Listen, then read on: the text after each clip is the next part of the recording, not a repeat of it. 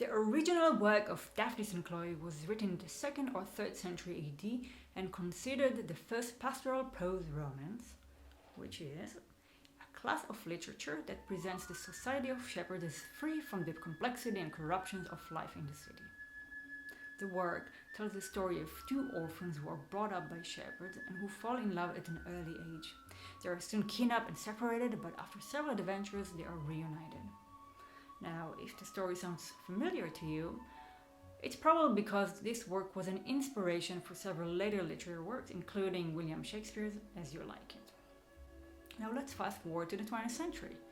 Ravel started writing the piece in 1909 and it was premiered on the 8th of June 1912 in Paris. Today, the full ballet is usually performed in an orchestral setting with a choir, but this music is mostly known for its shorter orchestral versions, Suite No. 1 and Suite No. 2. Both are in fact music Ravel has extracted from the ballet version. Today, we'll be focusing on the second suite, which includes some of the most known orchestra solos in the flute repertoire.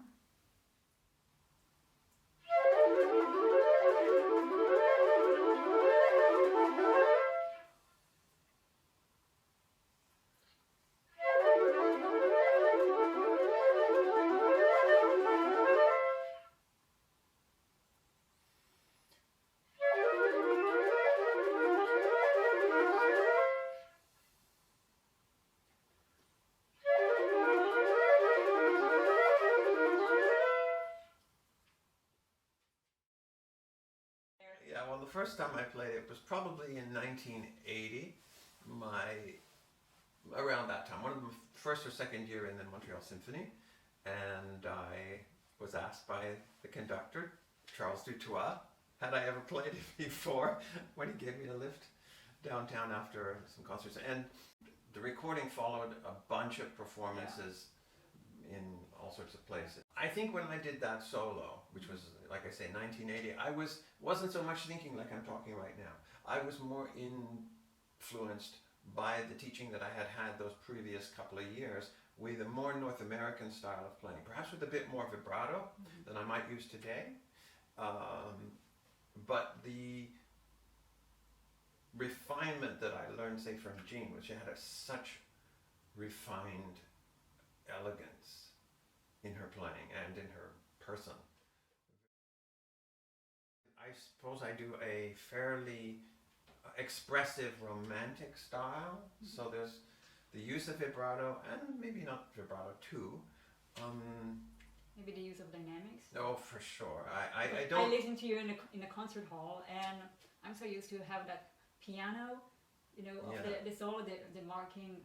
Most players I play with or listen to really stick to that aspect. And when you came in, it was just like, wow, you feel the hall, which sort of blew me kind of away. Like, oh right. So, well, and I actually was hooked on that. Well, think about it. If you were in a pit, in an orchestra pit, and you have the ballet on the stage, True. So maybe the orchestra dynamic is the piano essence of it. But you have the scene on the stage, but you have to have a certain presence. Obviously, I've heard people play, just too muscular, ridiculously muscular. But you have to have a fullness of tone and a body in the sound. If it's too light,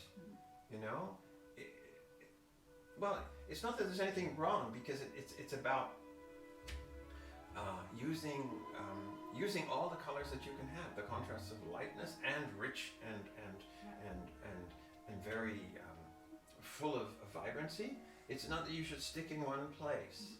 And I think, there might be a time, I doubt that it would come up very often, where I would start this in a true piano. Yeah, especially when it goes to the high A. Yeah, but there are points where I do piano in it, because I think if you come in,